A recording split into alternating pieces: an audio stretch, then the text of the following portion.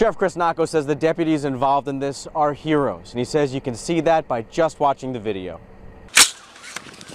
Body cameras on two Pasco deputies rolled as they inched closer to a gunman who had already killed a man in his garage. Once they spotted him in the street, "Hands, bro! Put your f***ing hands up!"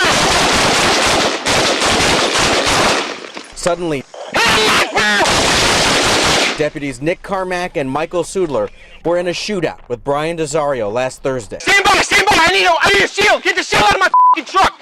Get the shield out of my truck! Mike and Nick, they're heroes. Sheriff Chris Nacco says other than their shield, the deputies had little protection, but knew they had to act quickly.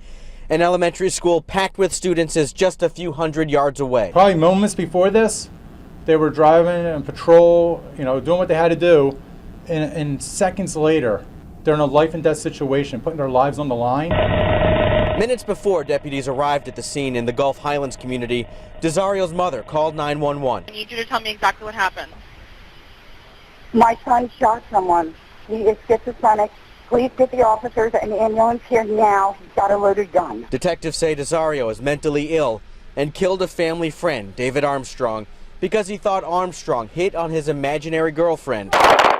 Once authorities arrived and the violence escalated, Desario went back into his home where he took his own life. Sheriff Nacco says it's unfortunate 2 people died, but he's proud of his deputies. They made a conscious decision to do anything they had to do to protect those kids in school and protect the community. And with that in mind, a neighbor who now has a massive bullet hole in the side of her car because of the shootout is actually feeling fortunate. I'm a little upset, but I'm glad the kids at the school are safe. My kids work at that school, they're safe.